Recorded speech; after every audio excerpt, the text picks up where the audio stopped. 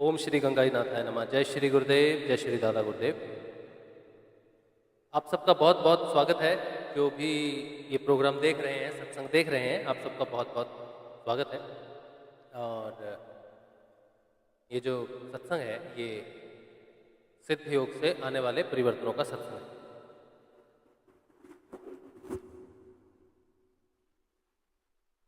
आवाज़ वगैरह अगर ठीक आ रही है तो आप मुझे बता दें।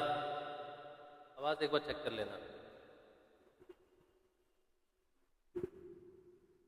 चलिए, तो उम्मीद है कि सब ठीक ही होगा।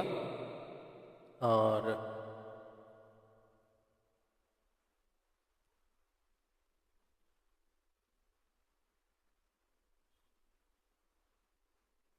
साउंड साउंड ठीक है, फुल है।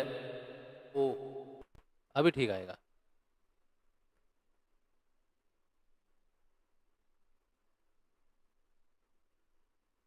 अभी जो है साउंड ठीक आना चाहिए। थोड़ा सा इको था पहले, अभी ठीक है।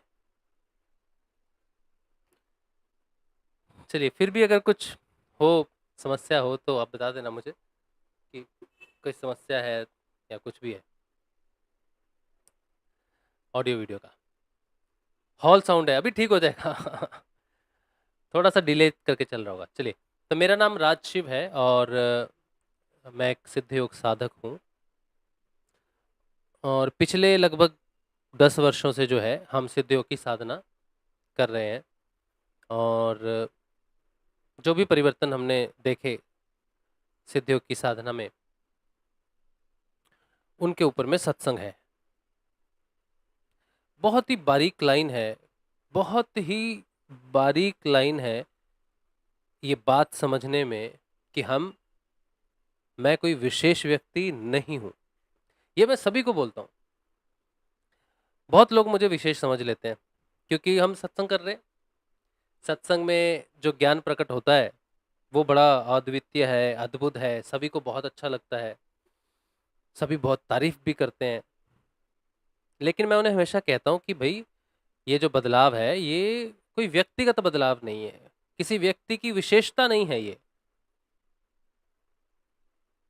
ये जो बदलाव है ये प्रकाश का है। तो वो, जैसे आपने नौकरी की, आपको महीने की सैलरी मिली तो वो आपकी हुई, है ना, आपकी हुई ना। लेकिन ये जो परिवर्तन है, आत्म जागृति का जो परिवर्तन है, ये व्यक्तिगत नहीं है, व्यक्ति विशेष का नहीं है। जब हम आत्म रूप से, आज आज का जो टॉपिक है ये यही है कि, एक मिनट आप मुझे दीजिए, मुझे जो लगता है, हाँ,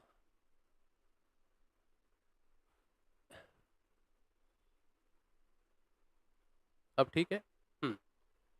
तो आज का जो टॉपिक है ये है, कैसा है आत्म जागृति का अनुभव। वैसे तो ये गूंगे का गुड़ वाली बात है भाई, बता नहीं सकते, लेकिन फिर भी आपको थोड़ी जानकारी इसके बारे में दी जा सकती है। वो ये कि जैसे मैंने कहा कि सत्संग करते हैं तो कोई ये समझता है भाई बाबा जी हैं, कोई समझता है स्वामी जी है, कोई समझता है गुरु जी है। ये जो समझ है ना, ये बहुत गलत है, बहुत गलत समझ है ये। लेकिन इसमें कोई दूसरा व्यक्ति क्या कर सकता है, उसकी गलती नहीं है।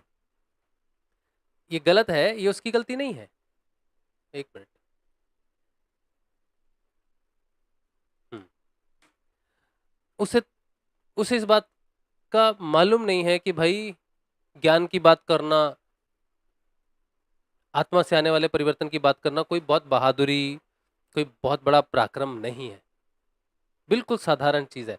आपके अंदर जो चीज है, मेरे अंदर जो चीज है, सबके अंदर वही चीज है।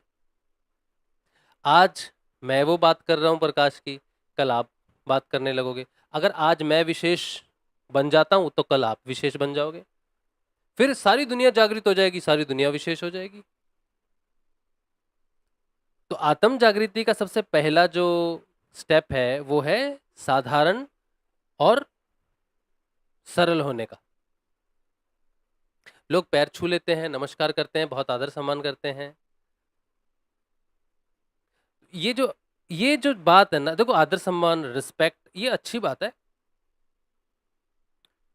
लेकिन कुछ रिस्पेक्ट, कुछ आदर, कुछ सम्मान दूरी क्रिएट कर देता है, डिस्टेंस क्रिएट कर देता है दो लोगों में। फिर आप उसे सिंहासन पर बिठा दोगे, आप नीचे बैठ जाओगे और दूरी और ज्यादा बढ़ जाएगी। यही चला भी आ रहा है। ये चला इसलिए आ रहा है क्योंकि किसी व्यक्ति ने अगर पढ़ लिया या किसी को थोड़ा इस चीज का ज्ञान हो गया, लेकिन अगर सच्चा आत्म अनुभव नहीं है, सच्ची आत्मा की जागृति नहीं है, तो वो ऊपर ही बैठेगा।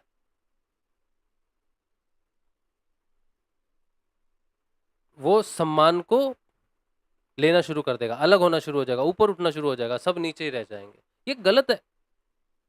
चाहे कोई भी हो, चाहे कोई कितना ही महान गुरु क्यों ना हो,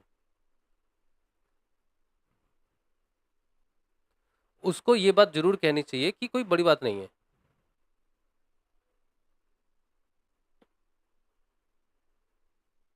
सोचो, दो लोग हैं, दो आदमी हैं, दोनों सुबह उठे, नेचर कॉल आया, लेटरिन बाथरूम गए, दोनों को भूख लगी, दोनों ने खाना खाया, दोनों के हृदय में जो दिल है, जो सीने में जो हृदय है वो धड़क रहा है, दोनों का धड़क रहा है, दोनों सांस ले रहे हैं। अब कौन ऊपर कौन नीचे? मैं सांस ले रहा हूँ, तुम्हें ठीक से सांस नहीं आ रही, किसी को दमे की प्रॉब्लम हो गई, तो तुम क्या महान हो गए क्योंकि तुम्हें सांस ठीक आ रही है? जैसे इसमें कोई महानता नहीं है। लेटरिन बाथरूम जाने में नियमित जाते हो, दूसरे को प्रॉब्लम है, उसमें कोई महानता नहीं है। तुम स्वस्थ हो, कोई बीमार हो, इसमें कोई महानता नहीं है। उसी तरह से आत्म जागृति में कोई महानता नहीं है। मनुष्य जन्म लेने का ये ऋण है तुम्हारा। तुम अगर आत्म रूप से जागृत हो गए तो तुमने सिर्फ अपने मनुष्य जीवन का ऋण उतारा है, और तुमने किसी पे कोई एहसान नहीं किया जागृत होकर, तुमने स्वयं पर ही एहसान किया है। लोग तुम्हें पूजें, तुम्हें स्वामी जी कहकर सब कुछ लुटा दें, इसलिए नहीं, ये नहीं है। तो इस संसार में दो तरह से आत्म जागृति प्रकट होती है, दो तरह से आत्म जागृत व्यक्ति आपके जीवन में आते हैं। एक जो गुरु है, जिसमें ये सामर्थ्य है कि वो आपको भी आत्म रूप से जागृत कर सके, उसके पैर पकड़ लो, उसके पैर पकड़ लो, जैसी आज्ञा वो दे वैसा ही करो। और जो सच्चा गुरु होगा ना, वो ऊपर उठ गया, उठा होगा, तुम नीचे हो गए, ऐसा नहीं होगा। सच्चा गुरु तुम्हारे लेवल पे आएगा,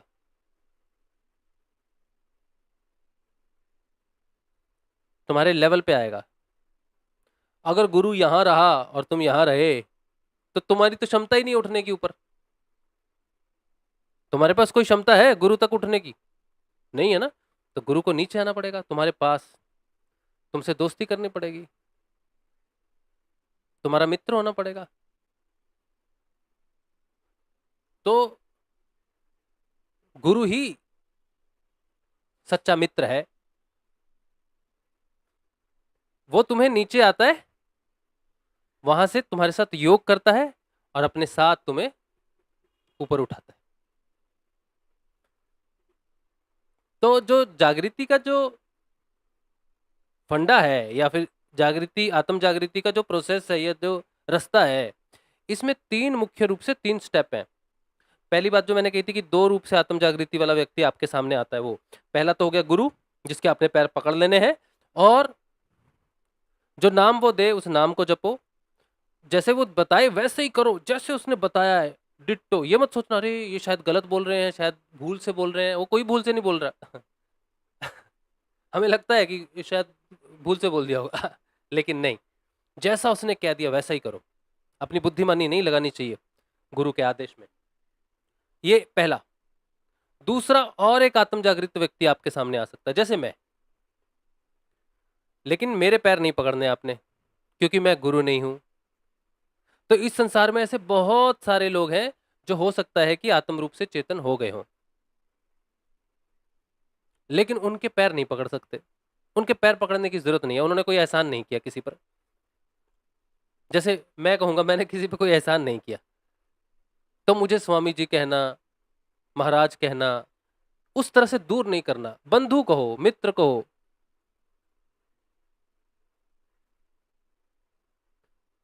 कोई समय नहीं। देखो मेरे पास इतने फोन और मैसेजेस आते हैं ना अभी, तो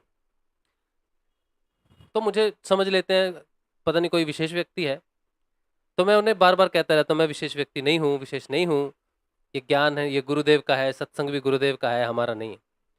फिर कहीं कुछ सालों बाद, कुछ दिनों बाद, क्योंकि आत्म जागृति आज आज आप जागृत हो गए और आज ही आप पूर्ण रूप से प्रकट हो गए, पूर्णता प्राप्त हो गई, ऐसा तो है नहीं। आत्म जागृति एक प्रोसेस है। आपका जो व्यक्तिगत चेतना है वो धीरे धीरे धीरे धीरे लय होती है और आत्म चेतना धीरे धीरे धीरे प्रबल होती है। तो जब पूर्ण रूप से आत्म चेतना प्रबल हो जाएगी और व्यक्तिगत चेतना लय हो जाएगी, तब आप पूर्णता को प्राप्त होते हैं। लेकिन उससे पहले जब तक आपका क्षणिक भाव भी रहता है, व्यक्तिगत भाव भी रहता है,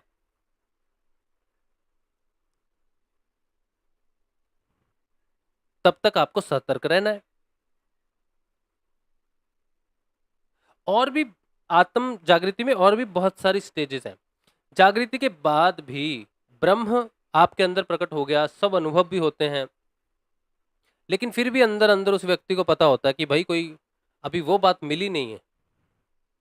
जैसे एक बच्चा पैदा हुआ हुआ वो 14 साल का हो गया, 15 साल का होगा, साइकिल चला रहा है, स्कूटर चला रहा है, कार चला रहा है, लेकिन 18 साल के बाद ही तो कार चलाई जाती है ना, तो एलिजिबल नहीं है वो, लेकिन फिर भी चला रहा है। इसी तरह से आत्म जागृति में भी वो शिशु है, फिर बालक है ना, फिर धीरे धीरे धीरे धीरे वो वयस्क होता है, युवक, नवयुवक, युवक, पुरुष। इस तरह से उसमें डेवलपमेंट है। इसी तरह से आत्म जागृति भी धीरे धीरे धीरे धीरे आपको टेस्ट करती है हर रोज, और ये टेस्ट रुकते नहीं। व्यक्तिगत चेतना जब लय होती है तो समझो आपको लय करने का मतलब है तुम खत्म हो रहे हो, तुम्हारी इंडिविजुअलिटी खत्म हो रही है। लेकिन हम आत्म जागृति के बाद भी इंडिविजुअलिटी को कई बार पकड़ लेते हैं, ये है सच्ची बात है ये। तो प्रोसेस समय लंबा लग जाता है। ऐसे कितने महान हुए, संत हुए, जिन्होंने जागृति प्राप्त करने के बाद बहुत ही जल्द अपने पूर्ण स्वरूप को प्राप्त कर लिया। और ऐसे बहुत सारे शिष्य हैं जो जागृत तो हुए, 20 साल हो गए, 30 साल हो गए, अभी गहन ध्यान में प्रवेश ही नहीं किया। क्यों नहीं किया? क्योंकि इंडिविजुअलिटी को नहीं छोड़ रहे, अहंकार को नहीं छोड़ रहे, सत्य को महत्व नहीं दे रहे। रिस्पेक्ट चाहिए, इज्जत चाहिए, 4 लोग घेर के बैठे बातें सुने, सम्मान दे, अलग दिखाएं, ये रह जाता है। फिर ज्ञान भी बड़ी दूर है। आत्म जागृति के बाद डायरेक्ट ज्ञान प्राप्त होगा, उसका प्रकाश तो तब होगा जब हमारी इंडिविजुअलिटी अलग होगी। जब हम सत्य को प्राथमिकता देंगे तब सत्य का प्रकाश हमें ज्ञान प्रकट करता है।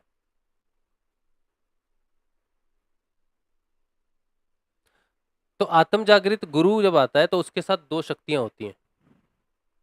एक नील पुरुष जिसे हम ईश्वर कहते हैं, जो अजन्मा है, समझ लो ध्यान से, अजन्मा है नील पुरुष।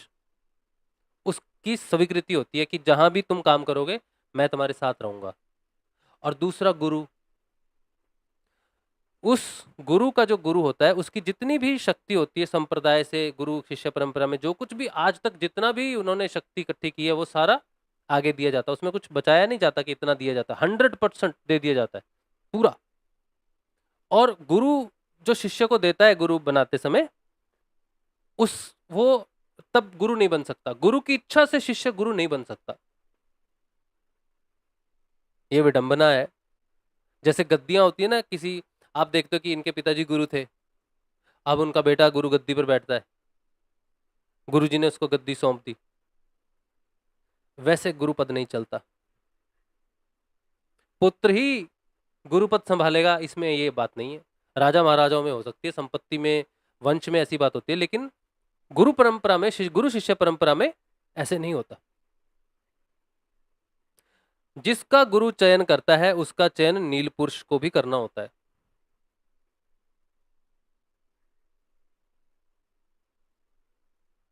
जिसको नील पुरुष और अपने गुरु की दोनों की आज्ञा हो, केवल वही योगेश्वर बनता है, वही भगवान श्री कृष्ण का स्वरूप बनता है और वही आगे आत्म जागृति प्रदान करता है। ऐसे जागृत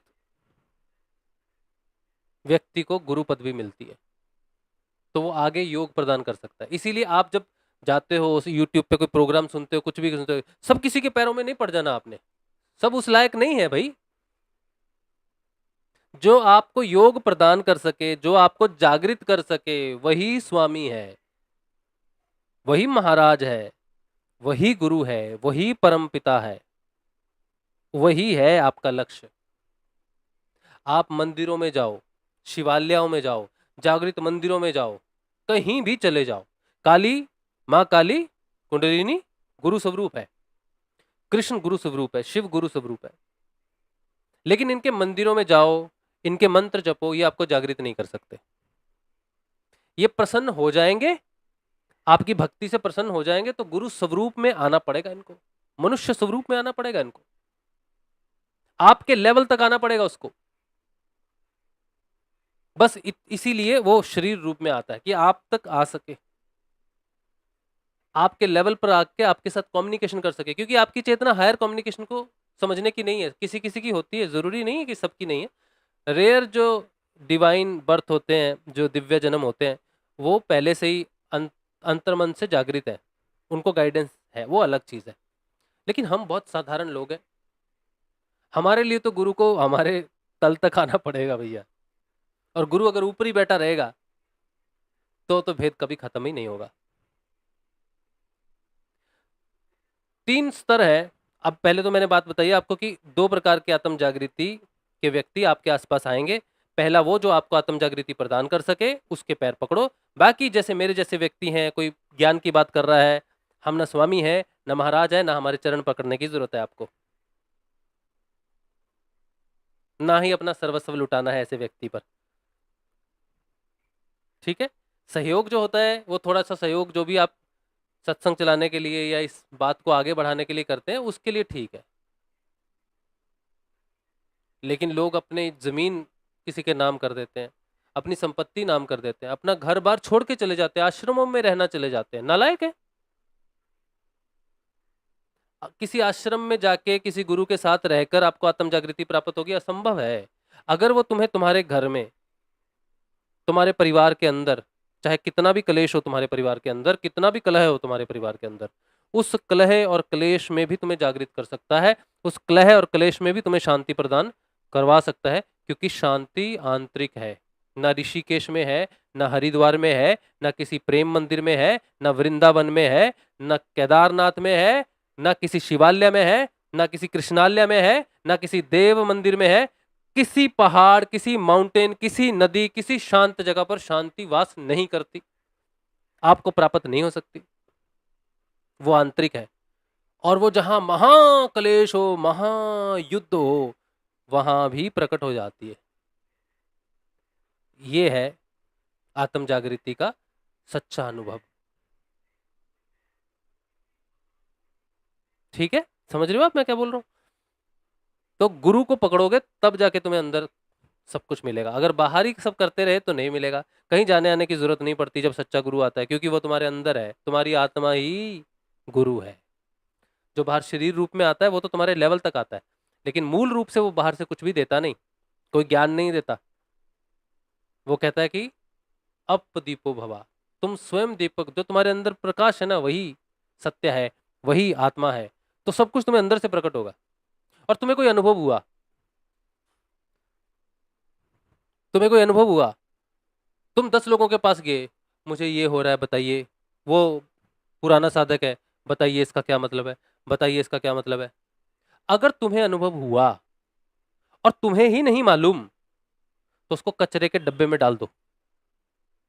चाहे शिव है, चाहे विराट स्वरूप है, चाहे ब्रह्मांड है, चाहे ये लोक है चाहे वो लोक है, कोई भी है, अगर वो तुम्हें दिखता है और अपना ज्ञान प्रकट नहीं करता, तुम्हें किसी दूसरे के सहारे छोड़ देता है, तो उसको डस्टबिन में डाल के खत्म करो, हटाओ। वो भ्रम है, ब्रह्म नहीं है। जो प्रकट होगा वो अपना ज्ञान भी देगा, जो ज्ञान नहीं देगा वो प्रकट हुआ नहीं। ये बहुत मूल, चिपका के रख लो इसको। जो कुछ तुमको प्राप्त होगा वो अंदर से होगा, अगर वो सच्चा है तो उसका ज्ञान हो जाएगा, अगर सच्चा नहीं है तो ज्ञान नहीं होगा। भटकते फिरोगे, लोगों से पूछते फिरोगे, और लोग अपने अपने तरीके से तुम्हें जवाब देंगे। कोई कुछ कहेगा, कोई कुछ कहेगा। मैं सच कह रहा हूं, मैंने लोगों से बात की, साधना कर रहे, कोई विशेषता नहीं है, कोई विशेषता नहीं है, लेकिन अंतर मन में विशेष हो गए। जब हम साधना करते हैं ना तो माया बड़ा खिलवाड़ करती है भैया। आपको चिटपुट शक्तियां दे देती है माया। आपकी वाणी में कुछ आराम भर देगी, मिठास भर देगी, जिससे आप बहको। आपके स्पर्श में थोड़ी सी शक्ति केंद्रित हो जाएगी। किसी को टच करोगे तो करंट लग सकता है, किसी को टच करोगे तो बीमार ठीक हो सकता है। 100 में से 95 यहीं गिर जाते हैं। जीवन पूरा नष्ट होता देखा है मैंने, नष्ट मतलब बर्बाद होता देखा है। कई साल बीत गए उसी बात को मान के कि हम विशेष हैं, हमारे अंदर कोई शक्ति है। जो शक्ति इस तरह से शरीर से व्यय हो रही है, बाहर जा रही है तुम्हारे, और तुमने अभी तक ना आत्म जागृति देखी ना योग देखा, तुम्हें अंदर मालूम है कि तुम कुछ भी नहीं हो, जीरो, नील बट्टे सन्नाटा हो, फिर भी तुम्हारे अंदर तुम्हें लग रहा है कोई शक्ति जा रही है, किसी की हेल्प कर रही है, तो समझो माया तुमसे खेल रही है। त्याग कर दो, अपनी विशेषताओं का त्याग करो। शिष्य को जब तक पूर्णता प्राप्त नहीं होती, उसे अपनी विशेषताओं का त्याग करना एकमात्र, अपना अपने अपने अंदर भाव से गुरुदेव के चरणों में छोड़ दो उस चीज को। हे गुरुदेव, ये विशेषता मुझे महसूस हो रही है, मुझे नहीं चाहिए। जितना साधारण और सरल व्यक्ति जीवन का आनंद उठाता है, उतना विशेष व्यक्ति नहीं उठा सकता। किसी भी प्रकार की विशेषता तुम में आ गई, महानता आ गई, तुमको किसी ने नमस्कार कर दिया, तो उसको अपने आप को नीचे उतारना तुम्हारा सबसे पहला कर्तव्य है, नहीं तो तुम नष्ट हो जाओगे। माया और अध्यात्म का भेद शुरुआती तौर पर समझ में नहीं आता है। ठीक है, तो हमने अभी तक क्या क्या टॉपिक कवर किया। पहला, कि आत्म जागृति वाले दो प्रकार के लोग आते हैं।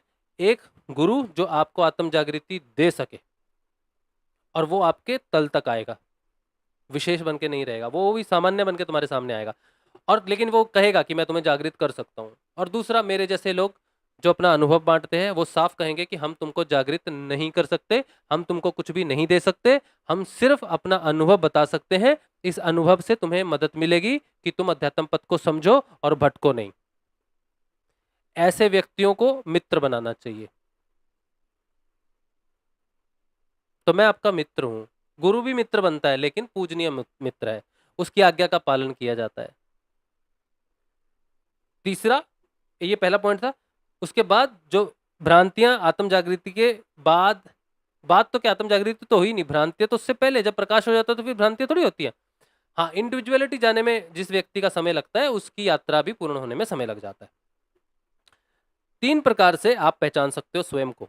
आत्म जागृति आई है कि नहीं है। कई तो पूछते हैं कि भाई हमें आत्म जागृति आई है कि नहीं आई है। ये तो ब्लास्ट है, विस्फोट है। अंधकार रूम में, अभी अंधकार है, अभी प्रकाश हो गया, अंतर हुआ ना। इसी तरह से आत्म जागृति का भी प्रकाश जब होता है तब पता चल जाता है। और उसका निशान, सबसे पहला निशान, आत्म जागृति का सबसे मुख्य, पहला, अंतिम, बीच का एक ही निशान है आत्म जागृति का। वो क्या है? ध्यान, योग, इंद्रियातीत योग, शून्य योग। शून्य योग।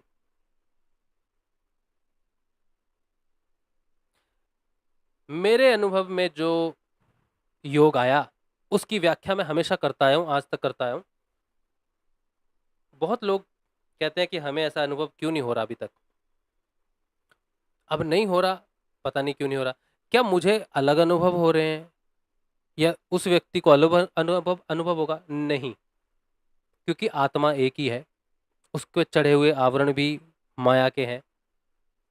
एक व्यक्ति जिस पथ पर चल रहा है, दूसरा व्यक्ति उस पथ पर चलेगा तो उसका अनुभव होना चाहिए। हाँ, कुछ अनुभव नहीं भी होते, लेकिन मुख्य अनुभव जो है, जिस अनुभव के बिना वो आगे वो चीज घटती नहीं, वो तो सबको होना चाहिए। वो नहीं होगा तो हमें ज्ञान ही नहीं होगा। कुछ चीजें अगर स्किप होती भी हैं किसी के केस में, तो वो समझो कि वो मूल ज्ञान को प्रकट नहीं करती। लेकिन कुछ चीजें सबके केस में होनी चाहिए जो मूल ज्ञान को प्रकट करेंगी। कैसे? जब आप जागृत हो जाओगे, आत्म रूप में जागृत हो जाओगे, तो आपको अपने गुरुदेव के दर्शन होंगे। लेकिन बिना जागृति के भी गुरुदेव के दर्शन हो सकते हैं। लेकिन अगर आत्म जागृति हुई तो दर्शन अनिवार्य है। सूक्ष्म जगत में वो रहते हैं और प्राणमय कोश से उनका दर्शन शुरू हो जाता है। ठीक है, तो स्वप्न में दर्शन हो सकते हैं आपको, ध्यान में भी हो सकते हैं, स्वप्न में भी हो सकते हैं। ठीक है, ये पहला। दूसरा जो जो सबसे मेन है, आत्म जागृति के बाद आप ध्यान में प्रवेश करोगे, योग में प्रवेश करोगे, और ये जो योग है, ये जो ध्यान है, इसे बोलते हैं जागृत ध्यान। और इस जागृत ध्यान में आपको कुछ भी नहीं दिखता, कुछ भी नहीं सुनता, कुछ भी महसूस नहीं होता, कोई इंद्रिया नहीं है, कोई आइडेंटिटी नहीं है। आप पूर्ण रूप से अपने शरीर की चेतना से मुक्त होकर प्राण चेतना में वास करते हो। बिना प्राण चेतना के आप ध्यान में प्रवेश नहीं कर सकते। शरीर चेतना ध्यान से बाहर रह जाती है। ध्यान चेतना में, जागृत चेतना में जाने से पहले शरीर की पंच इंद्रियाएं और मन ये पीछे रह जाते हैं। प्राण शरीर से ऊपर है लेकिन मन से नीचे है, लेकिन मन और बुद्धि को पार करता हुआ आज्ञा चक्र के ऊपर में चला जाता है, वहां पर मन नहीं पहुंचता। तो प्राण ही वो व्हीकल है जो आपकी चेतना को शरीर की चेतना से, मनस की चेतना से, बुद्धि की चेतना से पार लेके जाता हुआ आत्म चेतना में कर देता है। और जब वो ध्यान लगता है तो चाहे एक सेकंड के लिए ही हो, एक क्षण के लिए हो, आपको प्राण जल की तरह है। जैसे ये हवा है, ये टच स्पर्श जो है, ये सूक्ष्म रूप से जो प्राण है वो जल है, उसका अनुभव जल की तरह है शरीर में। जैसे कई बार आप बहुत खुश होते हो, रोंगटे खड़े हो जाते हैं, कैसे होते हैं? वो उसमें प्राण का अनुभव है। इसी तरह से जब गाड़ी कोई स्पीड ब्रेकर से जाती है तो हिचकोले खाती है ना, वैसे ही प्राण जब ऊपर उठता है तो बिल्कुल वैसे ही हिचकोले महसूस होते हैं आपको। और 1 2 3 और ये गए वो गए। तो जब आप सुषुम्ना में प्रवेश करोगे ना, तभी प्राण महसूस होगा। बिना सुषुम्ना में प्रवेश किए प्राण महसूस नहीं होगा। और सुषुम्ना में प्रवेश कौन करता है? सुषुम्ना में प्रवेश करता है आत्म चेतना, क्योंकि वही है उतना सूक्ष्म। सुषुम्ना भी बहुत सूक्ष्म है। सुषुम्ना के अंदर और 3 नाड़ियां हैं, वज्र नाड़ी, चित्रा नाड़ी, ब्रह्म नाड़ी। और ब्रह्म नाड़ी और भी सूक्ष्म, उसमें भी वो प्रवेश कर जाता है। पहले सूक्ष्म सुषुम्ना में प्रवेश करता है, यहां जाता है, योग प्रवेश करता है, वज्र में जाता है, चित्रा में जाता है, और फिर ब्रह्म नाड़ी से होता हुआ नाभि द्वार खोल के वापिस ब्रह्मरंध्र से निकल जाता है। ये उसका रास्ता है, क्योंकि ब्रह्मरंध्र जो है अंधकार में है इस समय। उसको प्रकाश चाहिए जो नाभि से आएगा, नाभि में जाके अपने बीज को नष्ट करेगा। नष्ट करते ही वहां से जो प्रकाश का द्वार खोलेगा, वो प्रकाश सीधा हृदय में, सीधा पूरे शरीर तंत्र में, मन तंत्र में, प्राण तंत्र में और बुद्धि तंत्र में पूर्ण रूप से फैल जाएगा, और ब्रह्म नाड़ी को भी पूर्ण रूप से प्रकाशित कर देगा। तो मार्ग खुल जाएगा आपका। आपको पता है कि इस मार्ग से अब जाना है। तो आत्म जागृति आपको जब हो जाएगी तो आप प्राण भाव में जाके योग में प्रवेश करेंगे। उसमें कोई अनुभव नहीं है।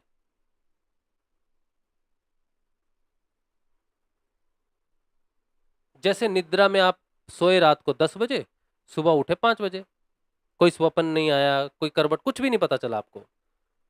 अब ये जो समय रहा 10 बजे से 5 बजे का जो निद्रा का समय रहा, ये अज्ञान का समय है, इसने आपने कोई प्रोग्रेस नहीं की। लेकिन वहीं पर जब आप ध्यान में प्रवेश करोगे तो निद्रा के जैसा ही है, लेकिन निद्रा से पहले तो पता नहीं चलता कि निद्रा आ रही है। ध्यान लगने से पहले पता चलता है कि मैं ध्यान में प्रवेश कर रहा हूं। शुरू में 2-3 बार तो नई चीज होगी तो नहीं समझ में आएगा आपको, लेकिन जब बार बार 3-4 बार वही घटना घटेगी और उसके बाद आप कहाँ गए नहीं पता आपको, फिर आपको पता चल जाएगा कि अरे ये तो वही घटना है, ये तो वही घटना है, अब मैं कहाँ जाऊंगा, मैं देखता हूँ मैं कैसे जाऊंगा। लेकिन आप कितनी भी कोशिश कर लो, प्राण के अनुभव के बाद पता ही नहीं चलता। मेरे को नहीं अभी तक चला, हो सकता है कि आगे डेवलप स्टेज में जाके हम वहां जब तुरीयातीत में चले जाएंगे तो जागृत हो जाएंगे, तो कैसे जाते हैं ध्यान में, प्राण कहाँ कहाँ से लेके जाता है, कैसे लेके जाता है, वो शायद अनुभव हो, लेकिन अभी नहीं है। तो वो शुरुआती 4 साल से जो मेरा अनुभव है ध्यान का, उसमें मैं पकड़ता हूँ उसको। जब वो ध्यान लगना होता है, मुझे पता होता है कि नशा छा जाता है पूरी तरह से, आंखों में, सिर में पूरी ऊर्जा मुझे महसूस होनी शुरू हो जाती है कि प्राण बड़ी जबरदस्त तरीके से काम में लग गया है। तो मैं बैठ जाता हूँ, जहां भी जगह मिले कहीं भी बैठ गया, क्योंकि अभी ध्यान लगेगा मेरा, वो कभी भी लग जाता है, और बैठ जाता हूँ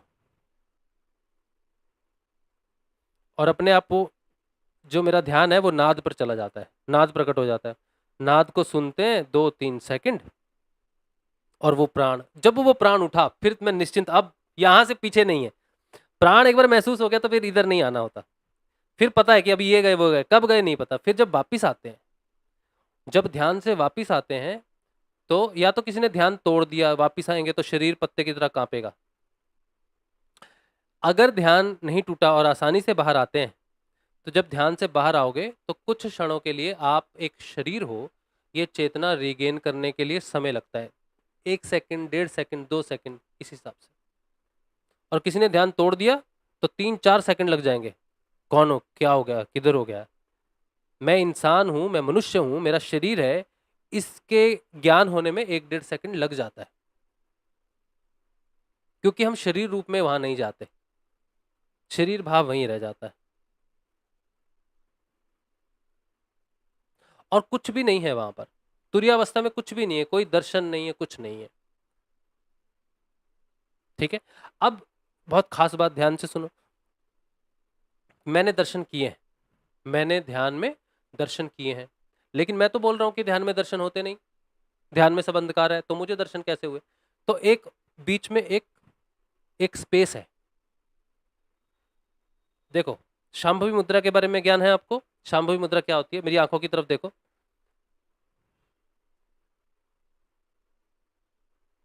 ये शांभवी मुद्रा है, ये मेरी सहज अवस्था है। अगर मुझे कोई कहे, जैसे मैं आपसे अभी बात कर रहा हूं, ऐसे बात कर रहा हूं, तो मुझे थोड़ा आंखों पे उतना रिलैक्सेशन है, नॉर्मल बात कर रहे हैं, सब चल रहा है। लेकिन अगर मुझे बात करनी हो आपसे इस तरह से बैठकर, तो मेरे लिए बहुत सुखद, सहज और सरल अवस्था है। मुझे बड़ा अच्छा लग रहा है ऐसे बैठने में, और ऐसे बैठ के मैं कब ध्यान में भी चला जाऊंगा ये भी मुझे पता नहीं चलेगा, क्योंकि वो मेरा सरल भाव है। ये जो अवस्था है, ये तो अभी मैं बैठ के आपके सामने शांभवी का प्रदर्शन कर रहा हूं, दिखा रहा हूं आपको कि ये शांभवी है। लेकिन ये अर्धावस्था है, इसको बोलते हैं अर्धावस्था, आधा नीचे आधा ऊपर। जो संत होते हैं, जिन्हें जिन्हें हम रहस्यवादी संत कहते हैं, भोलेनाथ की तस्वीर देखी होगी आपने, उसमें आधी आंखें ऊपर आधी बंद रहती हैं। हमारे दादा गुरुदेव की आंखें देखी होंगी, आधी अंदर आधी बाहर रहती है, आधी रहती है ना, आधी ऊपर आधी नीचे। तो ये एक अवस्था है, योग अवस्था बोलते हैं इसको, शांभवी मुद्रा से जाना जाता है। लेकिन शांभवी मुद्रा एक अभ्यास है, शांभवी मुद्रा एक स्थिति भी बन जाती है साधक की, एक अवस्था, एक थोड़े समय के लिए, जो जिन्होंने अपनी पूर्णता प्राप्त कर ली, जैसे हमारे दादा गुरुदेव गुरुदेव हैं, इन्होंने पूर्णता हासिल कर ली, ये अपनी उस अवस्था को प्राप्त करते हैं। लेकिन हम साधारण साधक जो हैं, उनको ये अवस्था कभी कभी बीच बीच में दे दी जाती है। हम ना जगे होते हैं, ना हमें संसार का उस समय ज्ञान होता है, ना ही हम पूर्ण रूप से तुरीयावस्था में चले गए जहां संसार का ज्ञान भी नहीं है, आध्यात्मिक ज्ञान भी नहीं है। आध्यात्मिक ज्ञान तुरीयावस्था के परे है, तुरिया अतीत में है, तुरिया में नहीं है।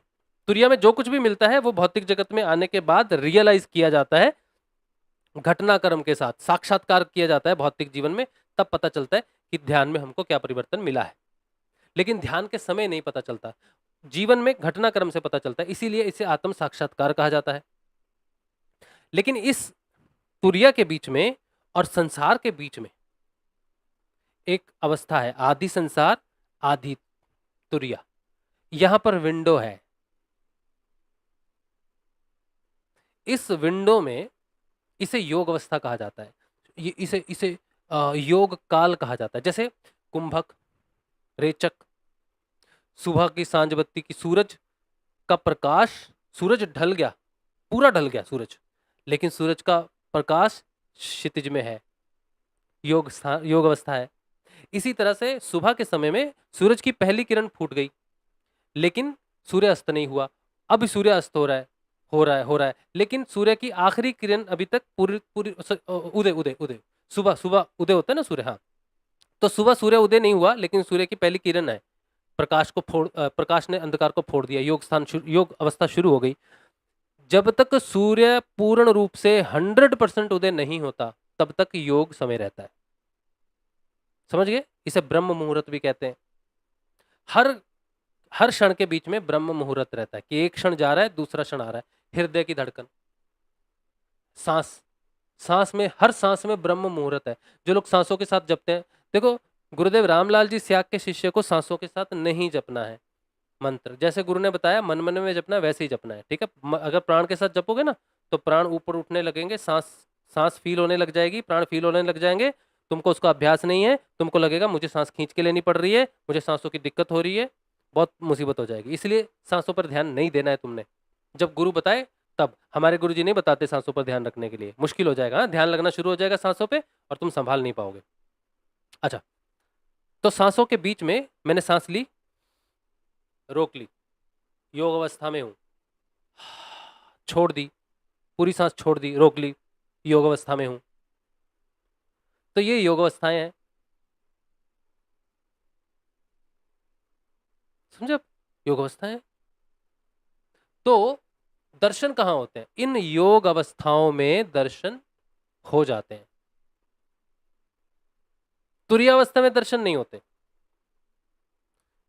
ये छोटी छोटी योग अवस्थाएं, जब सोचो कि मैं ध्यान में बैठा और ध्यान में प्रवेश करने वाला हूं लेकिन करा नहीं, तो शांभवी मुद्रा में चले गए, और वो एक छोटा सा क्षण है, मतलब मैं क्या, कितना छोटा है वो क्षण, बहुत ही छोटा है। क्या क्या एग्जांपल दें? अभी जितनी देर ये ताली शुरू हुई, पूरे ताला नहीं, बस जिस जहां पर वो पॉइंट पड़ा, जो हमारे कान सिर्फ सुन सकते हैं, समझो उतना ही जगह है। माया के बीच में और तुरिया के बीच में बस उतना ही स्पेस है, एक क्षण भी नहीं है। एक क्षण के हजारों लाखों करोड़ों टुकड़े कर लो, उसमें जो बचेगा लास्ट, जिससे कम नहीं हो सकता, अंतिम, उतना ही समझो कि समय है। उस समय वो दिव्य स्वरूप के दर्शन हो जाते हैं, क्षणिक है बिल्कुल, वो लंबे नहीं है। और वो एक क्षण को आयाम बदल दिया जाएगा आपका। आपकी चेतना प्राणायाम में चलेगी या कहीं चलेगी और वो क्षण आ गया, तो वो क्षण आपको लंबा भी लगेगा, ना आप जगे हुए हो ना सो रहे हो। तो ऐसे भी दर्शन होते हैं और उसी समय काल को लंबा भी कर दिया जाता है, वो अध्यात्म जगत की बात है। तो दर्शन होते हैं वैसे।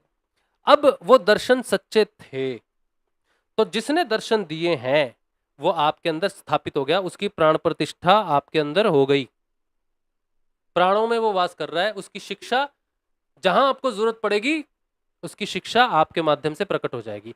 ये मेरे अनुभव है, उन्हीं का परिणाम है ये सत्संग। इंडिविजुअल नहीं है सत्संग। तो ये जितनी भी चीजें हैं एक साधक के जीवन में आत्म जागृति के बाद जो ये अनुभव आ रहे हैं, इसमें कोई महानता नहीं है। कोई विशेष नहीं है, उसने सब कुछ नहीं जान लिया है, उसने बहुत कम जाना है, अभी अभी जान रहा है बेचारा। ना तो उसको भ्रमित होना चाहिए। और इस समय हम जो साधक की जो स्थिति है ना, अगर वो कंसंट्रेट करे या फिर उसको जो थोड़ी थोड़ी पावर मिलती है, अगर वो दुनिया की सहायता करने लग जाए, उनकी बीमारियां ठीक करने लग जाए, उनकी समस्याओं का समाधान करने लग जाए, तो डूबा। साधक और संत को दयालु नहीं होना चाहिए। कहते तो है संत भाव बड़ा क्षमाशील होता है, बड़ा दयालु होता है, लेकिन दयालु वो इसलिए होता है क्योंकि वो सिर्फ और सिर्फ ईश्वर को, ईश्वर के नाम को देता है, ईश्वर की बात को देता है, अपने अंदर से कुछ नहीं देता, अपने शरीर का इस्तेमाल नहीं करना शुरू कर देता। खुद जब वो महान बनने लग जाता है, फिर उसका पतन है। इसीलिए कहते हैं कि योग भ्रष्ट हो जाते हैं या फिर लोग डूब जाते हैं। जनरली आत्म जागृति के बाद कोई व्यक्ति भ्रष्ट नहीं हो सकता। जिसमें आत्म जागृति आ जाएगी वो भ्रष्ट नहीं होगा। आत्म जागृति से पहले जो कुछ पावर्स, शक्तियां आती हैं, उस समय भ्रष्ट हो जाएगा तो लुढ़क गया, कई जन्मों के लिए लुढ़क गया। लेकिन आत्म जागृति के बाद अगर भटकाव आए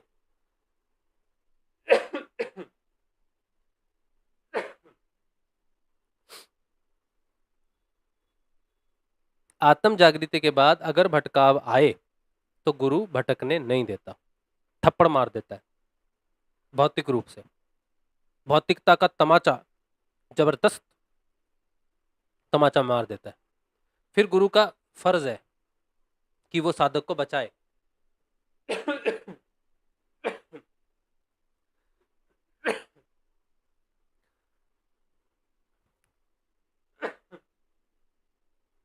पानी देना।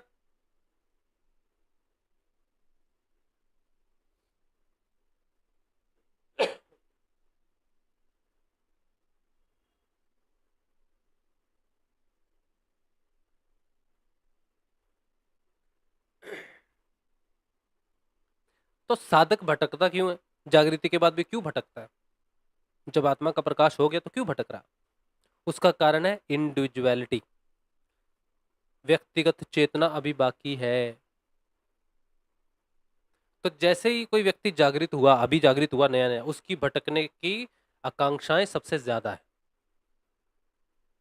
मेरे साथ हुआ है। लेकिन मैंने एक चीज हमेशा अपने हृदय में रखी कि मैंने सत्य को नहीं छोड़ा।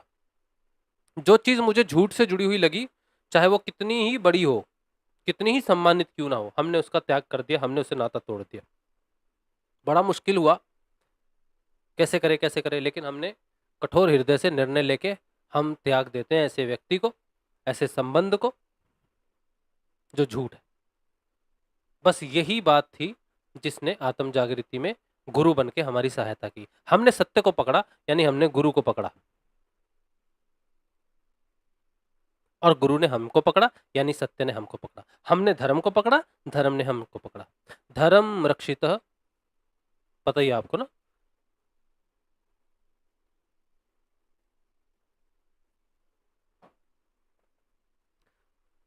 समझे आप क्या हुआ, क्या घटना घटी? आत्म अनुभव कैसा है? इंडिविजुअलिटी बनी रहती है जब तक पूर्णता प्राप्त नहीं होती। अब आत्म जागृति के बाद जीवन कैसे परिवर्तित होता है, बदलाव कैसे आते हैं आत्म जागृति के बाद? तो सत्य प्रबल होना शुरू हो जाता है। हर जगह पर सत्य प्रकट होने चाहिए। सत्य के कई स्टेप्स हैं, कई स्वरूप्स हैं।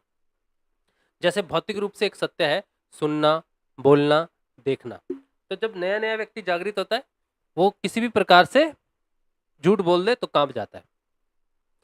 जहां झूठ दिखा नहीं सकता, उसके माध्यम से वो झूठ को सामने नहीं ला सकता, क्योंकि वो झूठ दिखाने में बिल्कुल भी उसका इंटरेस्ट नहीं रहता, दूर हो जाता है वो। झूठ सुनने में कोई इंटरेस्ट नहीं रहता। झूठ बोलना, सुनना, देखना, सब तरह से भौतिक रूप से इंद्रियाओं के आधार पर वो झूठ से दूर हो जाता है।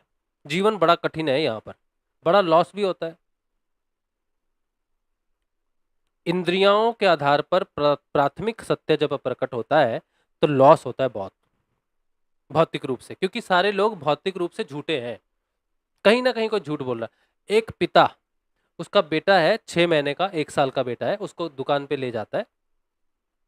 बेटा बोलता है पापा मुझे ये कैंडी चाहिए, तो पिताजी बोलते हैं हाँ बेटा ये ऊ हा ऊ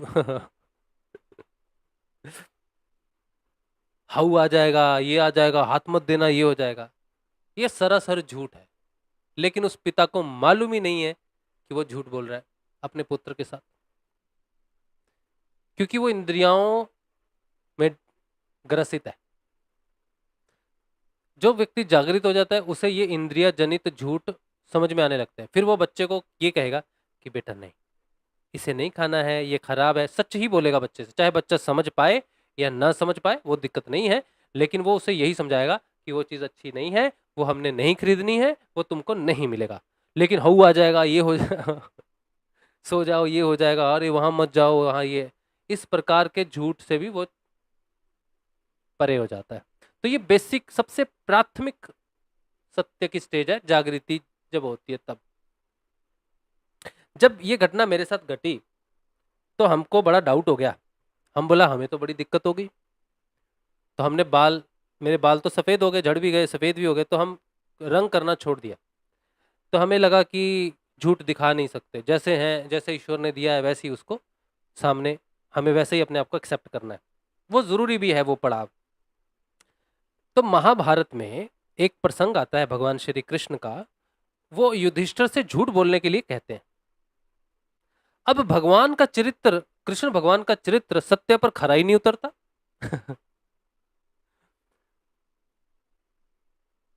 भगवान तो क्या कर रहे, कृष्ण भगवान को सत्य से जोड़ना असंभव हो गया। युधिष्ठिर से कह रहे तुमने ऐसा नहीं किया तो धर्म युद्ध चला जाएगा। फिर मैं समझ नहीं पाया कि धर्म ऊपर है न सत्य ऊपर है। भगवान श्री राम का आप देखो, भगवान श्री राम, राम नाम सत्य है, राम भगवान ने किसी भी कसौटी पे, किसी भी स्टेज में, न स्थूल रूप में, इंद्रिय के स्वरूप में, सूक्ष्म रूप में, चरित्र के रूप में, सिर्फ सत्य को ही धारण किया। भगवान श्री राम संपूर्ण सत्य है, सत्य स्वरूप है, शिव है, सब है, शिव ही सत्य है, सत्य ही शिव है, बोलते ना भगवान राम पूर्ण सत्य है लेकिन कृष्ण भगवान, अब मैं बड़ा दुविधा में फंस गया। कृष्ण भगवान से प्रेम भी हो गया, हमारे गुरुदेव भी कृष्ण स्वरूप, आत्मा भी कृष्ण। अब हमें हमें अनुभव जो हो रहा है वो अलग है, वो कृष्ण भगवान के चरित्र को प्रदर्शित नहीं करता। तो बड़े बड़े समय तक मैं द्वंद में रहा कि भगवान ये क्या है।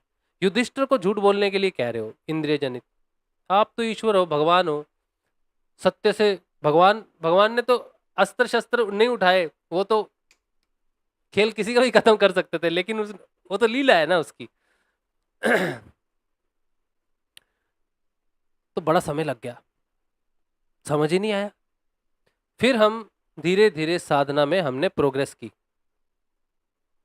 और हम एक सत्य से दूसरे सत्य में हमने प्रवेश किया, जो इंद्रियातीत था, जो आंतरिक था। ये सत्य बाहरी है क्योंकि इंद्रियों से जुड़ा हुआ है, वाणी से जुड़ा है, नेत्रों से जुड़ा है, कानों से जुड़ा है, बाहर के लोगों से जुड़ा है, बाहर के लोगों के लिए ये सत्य है। फिर साधना में जब हमने गहरा प्रवेश किया, ध्यान में 2 साल, 2.5 साल, 3 साल लग गए ध्यान में, तब हमें आंतरिक ज्ञान की अनुभूति हुई। उसमें बाहर का सत्य समय अनुसार और स्थिति अनुसार धारण करने की बात आई। फिर जाके हमको भगवान श्री कृष्ण की बात समझ में आई कि भगवान श्री कृष्ण उच्चतम परम सत्य के रूप में है। वो धर्म की स्थापना करने के लिए मनुष्य की स्थिति में आकर जीवन में एक साधारण मनुष्य कैसे, भगवान श्री राम को आप नहीं धारण कर सकते, पुरुषोत्तम को आप नहीं धारण कर सकते, भगवान श्री राम की तरह जीवन आप व्यतीत नहीं कर सकते। हाई लेवल, ऊपर का लेवल है, उनका अनुसरण नहीं किया जा सकता, उनकी सिर्फ भक्ति की जा सकती है। अनुसरण नहीं किया जा सकता भगवान राम का। लेकिन भगवान श्री कृष्ण एक स्टेप नीचे आते हैं, भौतिक जगत में आते हैं और साधारण इंसान को बताते हैं कि तुम्हें कैसे जीवन जीना है। तो धर्म के लिए जीवन जीना है। भगवान का एक ही उद्देश्य है कि जीवन में सबसे ज्यादा जरूरी है भौतिक जीवन में धर्म की स्थापना। और भगवान ने कहा धर्म क्या है? आत्म जागृति ही धर्म है। और कर्म क्या है? आत्मा को जगाने के लिए जपा हुआ ईश्वर का नाम जो निष्काम है, जिसका कोई फल नहीं है, उस नाम को जपना ही कर्म है। उसी कर्म को भगवान ने यज्ञ कहा कि निष्काम कर्म रूपी यज्ञ करो, भगवान के नाम का यज्ञ करो जिसका कोई फल नहीं है बल्कि आत्म जागृति ही उसका फल है। तो भगवान ने ये चीजें बताई, आत्म जागृति के लिए आगे बढ़ो, सैक्रिफाइस करो। अर्जुन को यही तो बोला कि धर्म के लिए उठ। अर्जुन समझता था कि मेरा परिवार नष्ट हो जाएगा तो सनातन धर्म नष्ट हो जाएगा।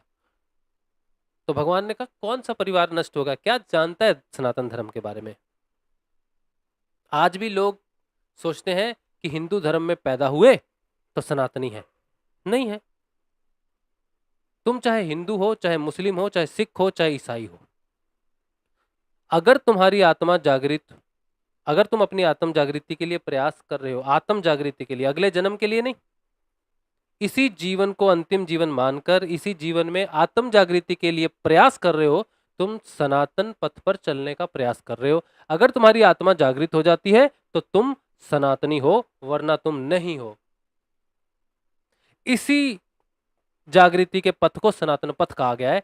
इसी आत्म को जगाने के धर्म को, मनुष्य धर्म को, कि तुम्हारा एक ही धर्म है, आत्मा की जागृति, और यही सनातन धर्म है।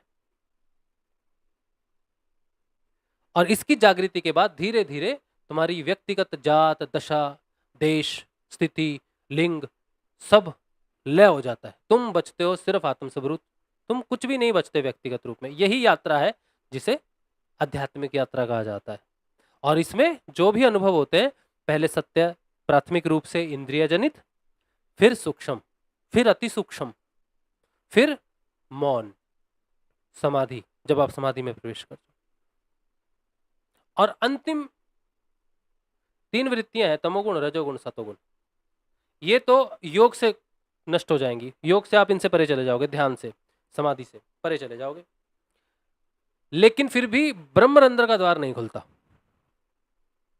वृत्तियां नष्ट होकर आप चले तो गए ब्रह्म के द्वार, ब्रह्म पथ पर, लेकिन ब्रह्म द्वार नहीं खुलता।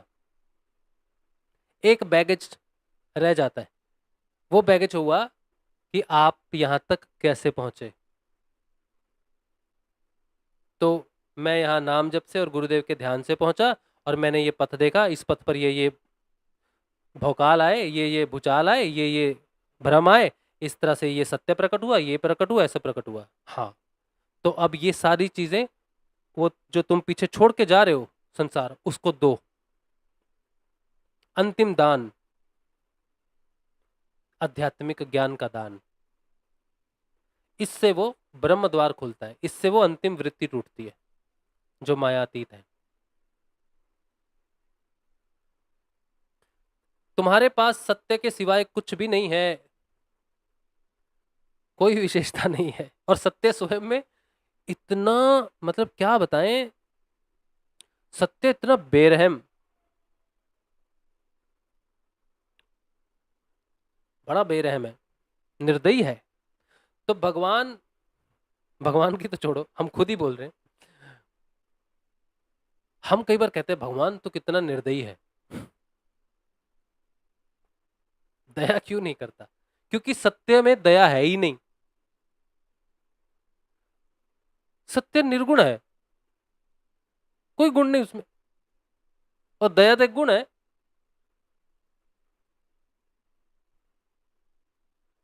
हम भगवान से एक्सपेक्ट करते हैं कि भगवान दया करेगा, नहीं करता। लेकिन सत्य को नष्ट नहीं होने देता, आपको नष्ट नहीं होने देगा। आपके शरीर छोड़ने के बाद भी आप नष्ट नहीं होगे, ये अमरता है। गुरु कभी नष्ट नहीं होता, गुरु कभी नहीं मरता। जो कभी नहीं मरता वो सत्य है, सत्य ही सनातन है, सदाशिव है, राम है, आत्मा है, एकमात्र तत्व है। ठीक है, तो आज के इस सत्संग में हमने क्या जाना? आत्म जागृति के बहुत छोटे छोटे पॉइंट्स है। और अगर आप बिना गुरु, मैं बार बार इस सत्संग में बहुत दिनों से एक ही बात कह रहा हूं कि आप बिना बिना गुरु के जो ध्यान कर रहे हो, आप इस पथ पर बिना गुरु के आगे नहीं बढ़ सकते। आप किसी का भी ध्यान कर रहे हो, आपको जो भी अनुभव हो रहे हैं वो माया जनित हैं।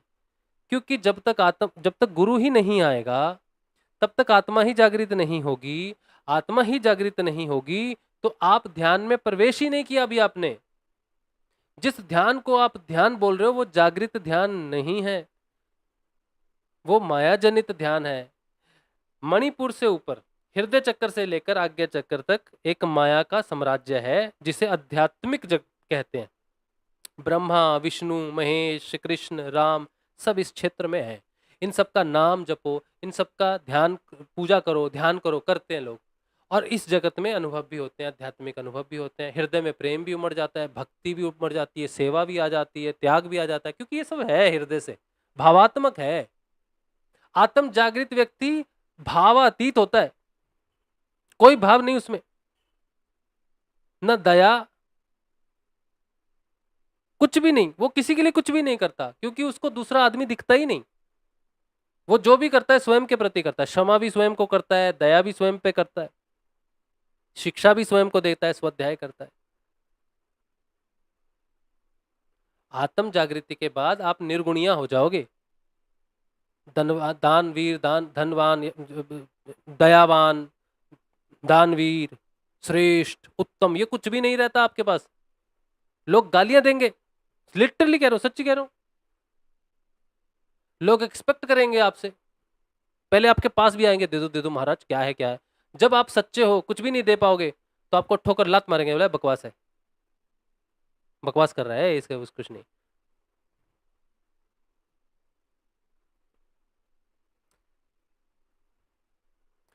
कितने लोगों का भ्रम तो मैंने टूटते देखा है, जब लोग मुझे विशेष समझते हैं और जब मैं उन्हें कहता हूँ भाई मेरे में भी भौतिक चेतना भी है, इंडिविजुअलिटी, व्यक्तिगत चेतना भी है, बहुत बाकी है, अभी रजोगुण मेरा बहुत बाकी है।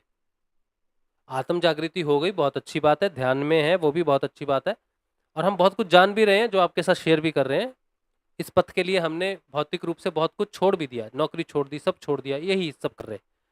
लेकिन अभी मैं देख रहा हूं मेरे में तमोगुण पूरी तरह खत्म नहीं हुआ है, वासनाएं हैं, रजोगुण बहुत प्रबल है, सतोगुण सतोगुण ने अभी अपना प्रभाव दिखाया नहीं है। हाँ, सतोगुण ने अभी अभी अभी कोड़े मारने शुरू किए, उतने नहीं मार रहा है अभी, क्योंकि अभी नीचे ही बड़े, अभी तो रजोगुण की बारी है, इस समय तो हम रजोगुण को देख रहे हैं। बिना रजोगुण के ये साधना नहीं हो सकती, ये भी बात है। ऐसा नहीं है कि रजोगुण का पूर्ण त्याग करना है, बिना रजोगुण के हम संसार को कुछ दे नहीं सकते, क्योंकि रजोगुण हमें कर्म करने की शक्ति देता है। ये जो सत्संग हम कर रहे हैं, रोज बैठ रहे हैं, क्यों? क्योंकि परिवार जुड़ा हुआ है, भूख जुड़ी हुई है, जरूरतें जुड़ी हुई हैं। मैं आपको बहुत गहरा सत्य बताता हूं, अपना बहुत गहरा सत्य, जो हम गुरुदेव से बात करते हैं ना, वो गुरुदेव को बताते हैं। मैं गुरुदेव से कहता हूं कि गुरुदेव मैं स्वतंत्र नहीं हूं, जो ज्ञान आप मुझे दे रहे हो इसको बांटने में मैं स्वतंत्र नहीं हूं। मैं सत्संग करते समय अपने आप को स्वतंत्र महसूस नहीं करता, मैं एक बोझ में, एक प्रेशर में सत्संग करता हूं, और वो है पेट, जरूरतें, परिवार। अगर मुझे पूर्ण स्वतंत्रता मिले सत्संग करने की, तो मैं बहुत साफ तौर पे कहूंगा कि 2-4 लोग से ज्यादा मेरी बात बर्दाश्त कर नहीं सकेंगे, धज्जियां उड़ा दूंगा, धज्जियां। आप मुझसे कोई प्रश्न करोगे ना, तो आपको जो जैसा जो जवाब मिलेगा, सच्चा मित्र क्या होता है और अमृत कितना कड़वा होता है, तब आपको पता चलेगा कि अमृत मीठा नहीं है। हम बोलते हैं आहा हा, कोई मीठा जल पीते हैं ना, कोई अच्छा भोजन खाते हैं तो क्या कहते हैं, आहा हा अमृत है अमृत, आहा। नहीं भाई, अमृत आहा हा नहीं है। अमृत खाओगे तो जीभ जो है ना जल जाएगी, उसका असर जो है वो ठंडक जरूर देगा, लेकिन उसका टेस्ट जो होगा वो बर्दाश्त नहीं कर पाओगे। ये संसार अमृत धारण ही नहीं कर सकता, क्योंकि अमृत को धारण करना मतलब विष जैसा धारण करना उसका। भगवान शिव अमर है, हाँ, अमर तत्व है ना। भगवान शिव अमर कथा सुनाते हैं, वही हमें मिलता है मंत्र के रूप में। लेकिन भगवान ने धारण किया है, विष धारण किया हुआ है। जिसे संसार विष मानता है, भगवान ने उसे गले में धारण किया हुआ है। तो आप जब धारण करोगे ना गले में विष, तो आपकी जो वाणी होगी ना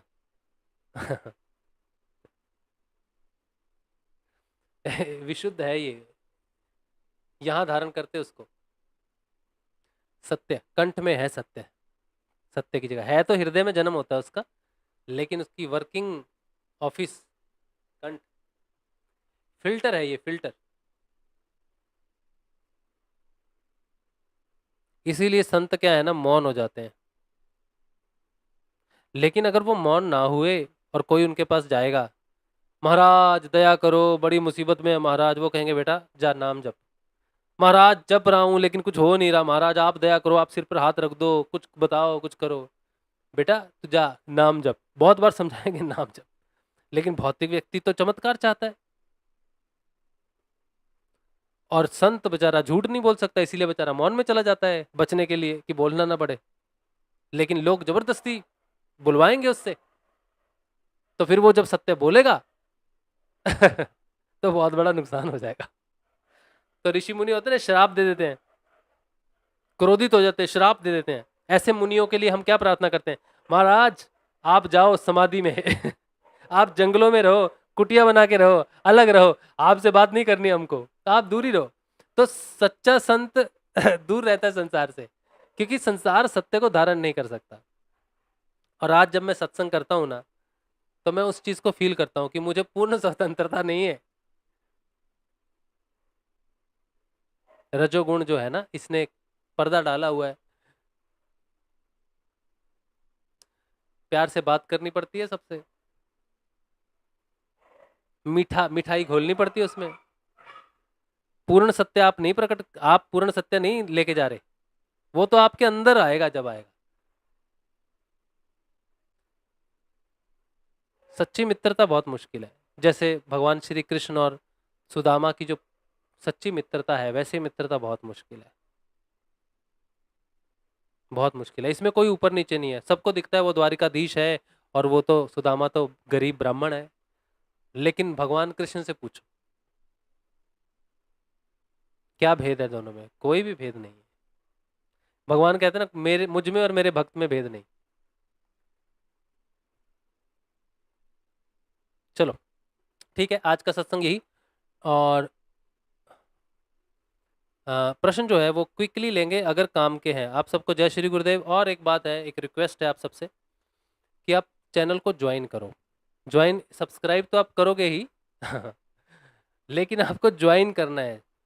ज्वाइन, सब्सक्राइब के साथ एक बटन रहता है ज्वाइन, उसमें मंथली सब्सक्रिप्शन है, 119 रुपये की सबसे कम है और 4000 रुपये की सबसे ऊपर है। आपकी स्थिति के हिसाब से, आपके कैलिबर के हिसाब से, क्षमता के हिसाब से आप उसे ज्वाइन करो। उससे चैनल को एक बूस्ट मिलता है, धन भी मिलता है, बूस्ट भी मिलता है। ठीक है, तो वो बहुत ज़रूरी है। और अभी मैंने कुछ वीडियो डालने शुरू कर दिए हैं, 2 वीडियो आए हैं, दोनों वीडियो बहुत अच्छे हैं। एक है चक्रों और तत्वों का जो संबंध है उसके ऊपर में है, और दूसरा है अंतर्यामी होना क्या है।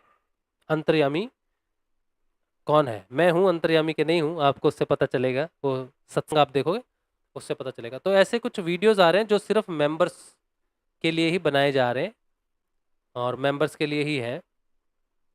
तो आप चैनल को ज्वाइन करो, सपोर्ट दिखाओ यार। 119 रुपये मंथली ₹299, ₹300 मंथली कुछ भी नहीं है। जो चीज़ सत्संग के माध्यम से हमें मिल रही है उसके लिए ये कुछ भी नहीं।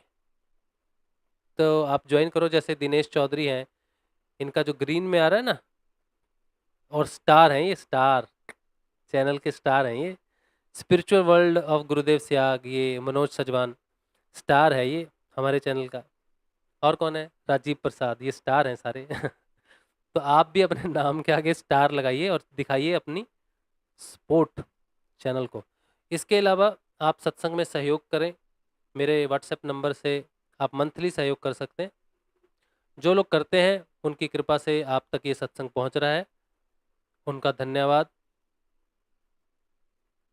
गुरु के कार्य में वो मेरा सहयोग कर रहे हैं, सत्य के प्रचार में, तो उनका बहुत बहुत धन्यवाद। जो बहुत समय से करते आ रहे हैं, कर रहे हैं, बहुत बहुत धन्यवाद आपका। और जो नए लोग आए हैं वो भी सहयोग कर सकते हैं और ज्वाइन भी करें चैनल को, इससे भी मुझे सहयोग प्राप्त होता है। अब मैं प्रश्न लूँगा। आकाश कुमार, आप सबको जय श्री गुरुदेव। पहले आकाश कुमार @1 कह रहे हैं, गुरुजी प्लीज़ ये बताएं कि ध्यान से क्या क्या फ़ायदा हो सकता है और नेगेटिव चेंज से भी चार्ज से भी मुक्ति मिल सकती है क्या? हाँ, ध्यान से आपको पूर्ण सकारात्मकता प्राप्त होती है और पूर्ण रूप से नकारात्मकता चली जाती है, लेकिन एक प्रोसेस है, युद्ध है। जब आप ध्यान में आएंगे तो युद्ध है, साधना एक युद्ध है, ध्यान एक युद्ध है। बाकी आप कुछ कर रहे हो लेकिन वैसी की वैसी स्थिति है तो बात बड़ी अजीब है। लेकिन जब जो ध्यान मैंने किया, जिस गुरु का अनुसरण मैंने किया, अगर आप उन्हीं का अनुसरण करना चाहते हैं, उनका ध्यान करना चाहते हैं, तो आप मुझे व्हाट्सएप करेंगे मेरे नंबर पर और कहेंगे राजशिव भैया आप हमें अपने गुरुदेव की जानकारी दे दीजिए, सिद्ध योग की जानकारी दे दीजिए। तो मैं आपको वो 13-14 मैसेजेस, 4-5 वीडियोस भेजूंगा, वो आपने सारे देखने हैं 1 दिन 2 दिन में, उसी में आपकी दीक्षा हो जाएगी। किसी को कोई पैसा लेना देना नहीं है, कहीं आना जाना नहीं है, घर में बैठो, ब्रह्मचर्य का पालन नहीं करना है, कुछ भी मांस मच्छी छोड़ना नहीं है, कुछ भी छोड़ना नहीं है। आप उस नाम को जपो, उस दो समय गुरु जी का ध्यान करो और हर समय नाम को जपना है। मन मन में छोटा सा मंत्र है, राधा कृष्ण का मंत्र है, जागृत मंत्र है, चेतन मंत्र है, संजीवनी मंत्र है, सारे रोगों का शमन करेगा और आपके त्रिविध तापों को नाश करता हुआ आपको आत्म रूप में स्थापित करेगा और इसी जन्म में मोक्ष पद की प्राप्ति करवाएगा। ठीक है, तो आप मुझे व्हाट्सएप करेंगे, मैं आपको वो डिटेल भेज दूंगा, वो आपकी संपत्ति है। इसके अलावा अगर आपको मेरे से बात करनी ही है, अपने सारे अनुभव सुनाने ही हैं, तो उसका चार्ज है। जो आपको फ्री में मिल रहा है उसको लेके जपो, लेकिन फिर भी अपने अनुभव बताने हैं, सेटिस्फेक्शन नहीं हो रहा है तो मेरे से बात करना चाहते हो तो मेरे को व्हाट्सएप नंबर पर आप मैसेज भेजोगे, उसका आपको चार्ज लगेगा। एज ए स्पिरिचुअल कंसल्टेंट, आध्यात्मिक विशेषज्ञ के रूप में मैं आपसे बात करूंगा। ये सत्संग देखो आपके लिए निशुल्क है, क्योंकि कुछ लोग सहयोग करते हैं, उनकी कृपा से आप सबको ये सत्संग मिलता है, सबके लिए निशुल्क वो करवाते हैं। ठीक है, तो ये समय जो है मैं आपको दे रहा हूं, ये उन्होंने उसका पेमेंट किया हुआ है समझो। आपको अगर फिर भी पर्सनली बात ही करनी है तो फिर आपको चार्ज भुगतान करना पड़ेगा उसका। ठीक है, तो आकाश मुझे व्हाट्सएप करो, हम आपको वो दे देंगे, सब कुछ निशुल्क में है। गुरु जी का मंत्र जपो, ध्यान करो, और जो कुछ भी मार्गदर्शन चाहिए होगा वो इस सत्संग से तो मिलता ही है सबको। साई नीतू कह रहे हैं, अगर किसी को गुरु ना मिल पाए तो आजकल किसी को ऐसे कैसे गुरु बना ले? आप जानते हो भाई साहब, ढोंगी बहुत आजकल, कैसे पता चले असल गुरु कौन है? इससे अच्छा भगवान की डायरेक्ट भक्ति करो। भगवान की डायरेक्ट भक्ति करने से प्रसन्न होके वो गुरु आ ही जाएंगे आपके पास। और अगर मेरे जैसा व्यक्ति आपको सब बता रहा है, सामने से बैठ के बता रहा है, तो और मेरे में परिवर्तन है, तो आपको समझ जाना चाहिए कि मेरे गुरु ने मुझे परिवर्तन दिया है और वो सबको दे सकता है। और लोग सोचते हैं कि मैं शायद अपने गुरु से मिला हूँगा, मैं अपने गुरुदेव से कभी भी नहीं मिला। 2014 में मेरी दीक्षा हुई ऑनलाइन यूट्यूब के माध्यम से, और 2017 में गुरुदेव ने शरीर छोड़ दिया, मैं उनसे कभी मिला ही नहीं, तब भी मैं जागृत नहीं था। 2019 अक्टूबर, सितंबर अक्टूबर में मुझे जागृति आई गुरुदेव के अंतर ध्यान होने के बाद। तो मेरे गुरुदेव सच्चे गुरु हैं, समर्थ गुरु हैं, योगेश्वर हैं और आपको आत्म जागृति प्रदान कर सकते हैं। ऐसा मैं निश्चित रूप से अपने परिवर्तन को देखता हुआ और अपने परिवर्तन को आप तक पहुंचाता हुआ बड़े कॉन्फिडेंस से ये बात आपके सामने ला रहा हूं। मैं सबके सामने इसीलिए शिष्य के रूप में ही आ रहा हूं कि मैं एक शिष्य हूं, मुझ में जागृति देने वाले गुरु हैं, समर्थ गुरु हैं, उनकी शरण में आओ, उनका नाम जपो और आगे बढ़ो। और आप जब जपोगे तो आपके जो प्रश्न होंगे, आप जो मैं अपने, लोग कहते तुम अपनी ही बात करते हो, मैं अपनी ही बात करता हूं, अपनी ही बात करूंगा और अपनी ही बात करता रहूंगा, क्योंकि आपको फायदा सिर्फ और सिर्फ मेरी बात से ही होगा। किसी दूसरे की बात को मैं नहीं जानता, मैं सिर्फ अपना बदलाव जानता हूं, अपना अनुभव जानता हूं। मेरी ठोकरें जो खाई हुई हैं आपने भी खानी है, ठीक है। तो आपके सामने एक व्यक्ति बैठा कह रहा है कि मैं इस रास्ते से गुजरा हूं, ऐसा ऐसा हुआ, तो मैं ही कहूंगा ना कि मैं गुजरा हूं। मैं थोड़ी कहूंगा वो विदेशी गुजरा है, वो पड़ोसी गुजरा है। गुजरा है कि नहीं गुजरा क्या पता, लेकिन मैं तो सामने बैठ के कह रहा हूं कि मैंने ये किया, मुझे ऐसे ऐसे परिवर्तन हुआ जीवन में, इसीलिए सारी घटनाक्रम मैं से ही है।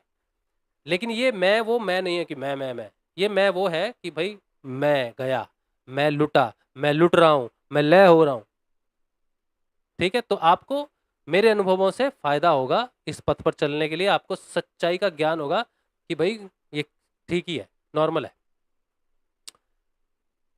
क्या अच्छा, साई नीतू जी कह रहे हैं सबको सच्चे गुरु नहीं मिल पाते, किसी पर ऐसे ट्रस्ट नहीं होता दुनिया आजकल, आपको पता पर आप बहुत अच्छा ज्ञान बता रहे हो, हमारे लिए आप भी गुरु हो जो समझा रहे हो। हाँ, जो मैं आपको समझा रहा हूँ, जो भी मैं समझा रहा हूँ ना, ये मेरे गुरु जी का ही है।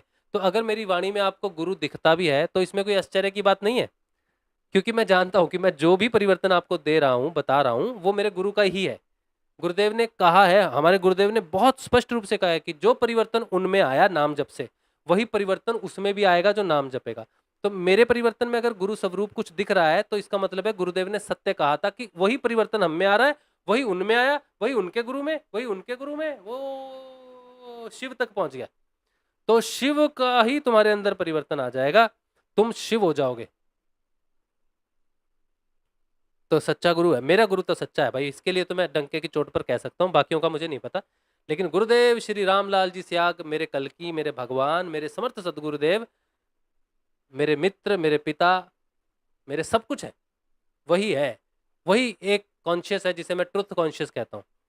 गुरुदेव को मैं सच्चाई की चेतना कहता हूँ कि वही परिवर्तन करती है, स्वयं अपरिवर्तित रहती है लेकिन सब में परिवर्तित करती है। तो मेरे गुरुदेव ट्रुथ कॉन्शियस है, जो बदलाव कर सकते हैं, संक्रमण कर सकते हैं और सदा के लिए हैं, अमर है, सत्य, राम है, शिव है, कृष्ण है, सब कुछ है, निर्गुण है, निराकार है, सगुण है, साकार है। बस गुरुदेव गुरुदेव गुरुदेव गुरुदेव गुरुदेव गुरुदेव। चलिए, साइन तो गुरु जी मुझे बता दीजिए अपने गुरु जी का ध्यान और मंत्र। हाँ, आपको मुझे व्हाट्सएप करना पड़ेगा, मुझे व्हाट्सएप करना पड़ेगा। मैं आप अपना नाम लिख के मुझे व्हाट्सएप कर देना, मैं आपको सारी इन्फॉर्मेशन भेज दूंगा। सोनू कह रहे हैं सहस्रार से मूलाधार में भी शक्ति का प्रवाह होता है क्या, ये इनका प्रश्न है।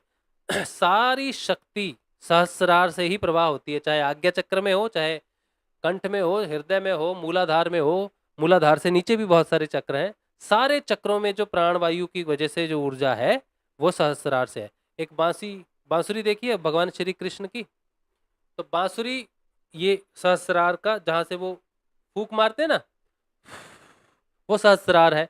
और 6 छिद्र होते हैं बांसुरी में, जिसमें सारे गामा पाधा नी, साकार से निराकार तक की पूरी साधना है। स साकार और नी निराकार। तो जो प्राण भरते हैं उसमें जो 7 सुर बजते हैं सा से नी तक, वो मनुष्य का शरीर है। भगवान श्री हरि की जो बांसी है वो मनुष्य का शरीर है। आज्ञा चक्र, ये आज्ञा चक्र से लेकर मूलधारा तक 6 चक्र है, 6 छिद्र है, प्राण भरने वाला मुरलीधर है। तो वो मुरली नहीं बजा रहा है, वो इंसान को बजा रहा है। और वही है जो खींच लेता है प्राण, ऊपर अपने तक खींच लेगा यहां तक, और गुरु के स्वरूप में वो नीचे उतरता है, यहां पर आता है। गुरु का ध्यान यहां किया जाता है, इसीलिए गुरुदेव कहते हैं मेरे से ध्यान करो योग। यहां से योग शुरू होता है, आनंद, चित्त और सत्य। ऊपर से नीचे जाते हैं, अन्नमय कोश, प्राणमय कोश, मनोमय कोश, विज्ञानमय कोश। 4 ऊपर आते हैं, 3 नीचे आते हैं, सत्य चित्त आनंद। वो ऊपर से नीचे आता है आनंद तक, हम नीचे शरीर से, विज्ञान से आनंद तक जाते हैं। तो आनंद जब दोनों पहुंच जाते हैं तो भगवान श्री हरि आनंद स्वरूप है। तो ध्यान के बाद जो घटित होता है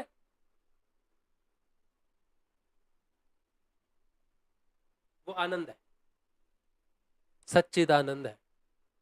ठीक है, चलो। तो आज का सत्संग श्री गुरुदेव के श्री चरणों में विनती एक ही है कि ज्वाइन कर लो चैनल को, अपना सपोर्ट दिखाओ। सत्संग में सहयोग कर सकते हो तो पर्सनली मुझे व्हाट्सएप करो, फोन पे, गूगल पे, जो भी करना है करो, वो भी कर सकते हो। सत्संग चलाने में सहायता मिलती है, घर चलाने में मदद मिलती है। और मैं एक वीडियो चलाता हूँ वैसे सहयोग के लिए, आज समय नहीं है, छोड़ देते हैं, मैंने वैसे ही अपील कर दी आपसे। कल मिलेंगे, कल के सत्संग में रात को 9:30 के आसपास, यही समय में। जय श्री गुरुदेव, जय श्री दादा गुरुदेव। कल रथ है भगवान जगन्नाथ जी का। कल मैं अपना अनुभव आपको बताऊंगा कि भगवान श्री जगन्नाथ जी के दर्शन, उनका अनुभव, उनका जीवन में आना, कल भगवान पे बात होगी, भगवान जगन्नाथ जी के साक्षात्कार पे बात होगी। आप सबको जय श्री गुरुदेव, जय श्री